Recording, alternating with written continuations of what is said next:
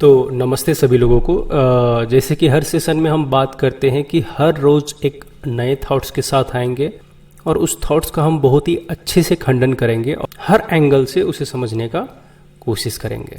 तो आज का जो हमारा थॉट्स है वो है ईश्वर एक है।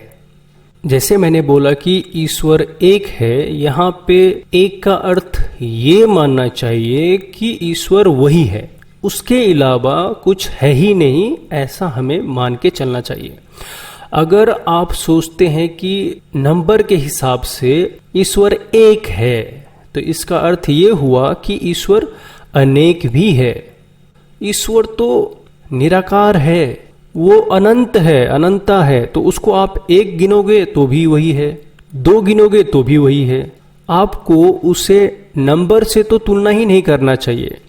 तो क्या अगर किसी का अपना ईश्वर है वो गलत है? बिल्कुल भी नहीं। आप ऐसे समझिए कि हम जितने भी जीव है सब क्या है, पानी में निकले हुए बुलबुले हैं। तो वो जो पानी है उसको हमें क्वांटिटी में नहीं तोलना चाहिए, उसे हमें अनंत ही जानना चाहिए। और जो बुलबुले हैं उसे हम खुद को मानेंगे तो ही हम जान सकते हैं कि हर बुलबुले का जो ईश्वर होगा व्यक्तिगत होगा। लेकिन अगर हम गहराई में देखेंगे तो क्या होगा, सारा पानी तो एक ही था। यहाँ पे नंबर में हमें नहीं समझना है, एक ही मतलब वही था, उसी एक तत्व में ही मिल जाना है। यहाँ पे हम उस ईश्वर को सांसारिक शब्द से व्याख्या भी नहीं कर सकते। देखिए, जितना भी कुछ बोले उस ईश्वर को और उस ईश्वर के बारे में, जैसे कि आप बहुत ही अच्छे से जानते हो उस ईश्वर के बारे में, आप व्याख्या जानते हो, अलग अलग तरीके से व्याख्या कर रहे हो, तो ये नहीं कि आप ही सत्य हो या आप ही सच हो। अगर दूसरा भी अपने हिसाब से उस ईश्वर को जानता है तो वो भी सत्य ही है, क्योंकि उसके अलावा तो कुछ है ही नहीं। तो वो जो भी बोलेगा उस ईश्वर के बारे में, अपने ईश्वर के बारे में, वो सच ही बोलेगा। यहाँ पे भेद करने का कोई जरूरत ही नहीं है कि आप बड़े हो क्योंकि आप ईश्वर को अच्छे से जानते हो, वो नीचा है क्योंकि वो ईश्वर को कम जानता है। बिल्कुल भी ऐसा नहीं सोचना है। इसीलिए हर व्यक्ति का अपना अपना ईश्वर हो सकता है, अपना अपना मान्यता हो सकता है। पर अगर सच में उस ईश्वर को जानना है तो हमें उसको अनंता ही मान के चलना चाहिए, निराकार ही मान के चलना चाहिए। द्वैत में हमें जाना ही नहीं है, अद्वैत को ही मान के चलना चाहिए। अगर अद्वैत सिद्धांत को मानेंगे तो ही हम उस एक तत्व को समझ सकते हैं। मैंने बार बार एक बोला है, इसका अर्थ नंबर नहीं है। अगर आप नंबर लेते हो, नंबर में उसको एक लेते हो, तो आप मिसअंडरस्टैंडिंग करने वाले हो। अगर कोई ज्ञानी व्यक्ति रहेगा, ध्यानी रहेगा, तो उस एक आकार को समझने का कोशिश करेगा और उसका जो समझने का तरीका रहेगा समभाव रहेगा। इसका अर्थ ये नहीं कि वो भेद करेगा कि वो इंसान का ईश्वर अलग है, मेरा अलग है, उसका अलग है। वो हर किसी को समेट के अपने एक आकार में ही मिला लेगा। इसका मतलब उस ज्ञानी और ध्यानी के अंदर कोई भेद नहीं है ईश्वर को लेके, और वही सत्य मार्ग है। अगर हम किसी साधारण मनुष्य का अगर तर्क देखेंगे तो वो ईश्वर को लेके भी विवाद उठा सकता है। इसको ऐसे समझेंगे कि ईश्वर एक समंदर है और उस समंदर तक जाने का रास्ता हर किसी का अपना अलग अलग हो सकता है, पर हर किसी के अनुभव में वही समंदर ही रहने वाला है। क्योंकि उसका रास्ता अलग था तो उसका अनुभव अलग हो सकता है, उसका उस ईश्वर के प्रति अपना सोच हो सकता है। पर क्या ईश्वर उसके सोच के हिसाब से है? नहीं, ईश्वर तो वही था, हर किसी ने अपने तरीका से उसको जाना।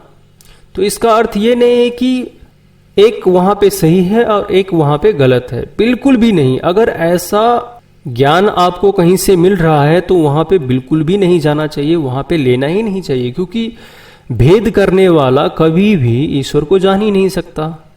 जैसे ही आप अद्वैत सिद्धांत को समझते हो, बस आपको समझ में आ जाता है कि हर किसी में, हर कोई, हर जगह वही है।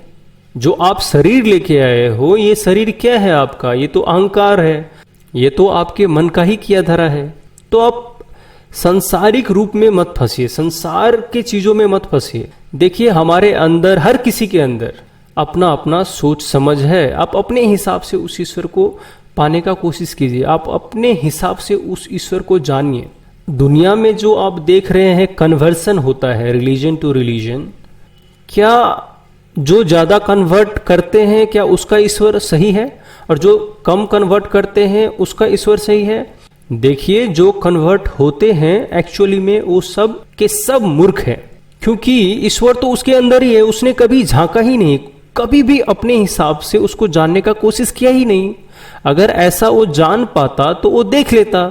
हर कोई उसी को ही तो ढूंढ रहा है, तो मैं भी उसी में से हूं, मेरे में भी तो वही है, मैं भी तो उसी को ढूंढ सकता हूं। तो खुद का प्रयास को छोड़ के वो क्या करता है, 10 तरीके के लोगों के विचार के ऊपर पड़ जाता है, 10 तरीके का बात सुनता है, और जहां पे उसके मन के हिसाब से भाग गया बात, उसी पे वो बिलीव करने लगता है।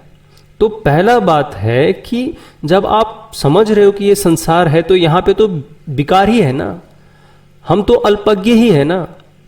पर हमारे अंदर एक बहुत ही विशाल चीज है जो है हमारा मन।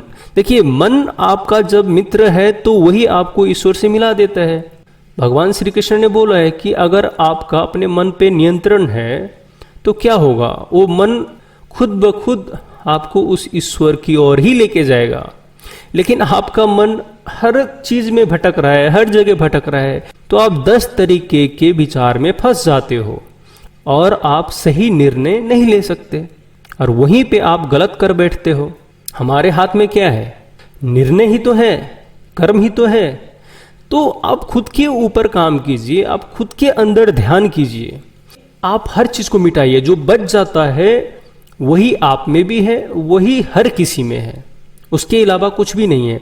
तो क्या जो बच रहा है क्या वो एक है? मतलब नंबर में वो एक है? नहीं, क्योंकि वो तो अथाह है, वो अनंत है। तो अनंत को आप काउंट कैसे कर सकते हो? और जैसे ही आप एक बोलोगे, मतलब नंबर में एक बोलते हो, इसका मतलब दूसरा भी कुछ हो सकता है, तीसरा भी हो सकता है, कुछ भी हो सकता है।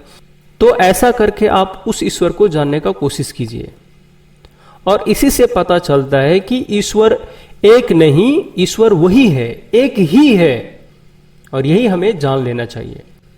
अगर इसी चीज को एक सात्विक मनुष्य समझने का कोशिश करता तो वो कैसे समझता? तो बस ये मान लेता कि जो है ईश्वर ही है, अद्वैत पे भरोसा करता। पर जो राजविक है उसके लिए अलग अलग ईश्वर होगा, भेद होगा, इसका ईश्वर अलग, उसका ईश्वर अलग, अपने अपने हिसाब से सबका ईश्वर वही है। पर उन लोगों को जान लेना चाहिए कि हमें भेद नहीं करना है, इसको छोटा नहीं बोलना है, खुद को बड़ा नहीं बोलना है, हर किसी का ईश्वर वही है, और ऐसा मान के चलना चाहिए। तो राजविक मनुष्य ऐसा ही करते हैं, वो भेद क्रिएट कर देते हैं। तामसिक मनुष्य हमेशा यही सोचता है कि हमें जितना भी भोग विलास करना है, क्योंकि ये शरीर एक ही बार मिलता है, जीवन एक ही बार मिलता है, तो हमें जो करना है इसी जीवन में ही करना है। कोई ईश्वर नहीं होता, उसके लिए ईश्वर के प्रति यही भाव होता है, क्योंकि वो है ही नहीं। तो जो है ही नहीं उसको हम क्यों मानेंगे? पर वो मूर्ख भूल जाता है कि जब, देखिए, एक सच्चा नास्तिक जो होगा वो ईश्वर को क्या करेगा, ढूंढने का कोशिश करेगा। लेकिन जो मूर्ख होगा, जो ढोंगी होगा, वो नकारेगा। देखिए, आप नकारना बहुत ही आसान चीज है। अगर आप ढूंढ के फिर नहीं मिले तब आप नकारते हो तो वो सत्य है, पर आप सीकर नहीं हो, आप ढूंढ ही नहीं रहे हो और पहले से ही नकारते हो, तो क्या हुआ? ये मूढ़मति का ही सोच हो सकता है, और ऐसा हमें करना ही नहीं है। तो आज के लिए बस इतना ही, फिर मिलेंगे अगले दिन अगले थॉट्स के साथ। धन्यवाद।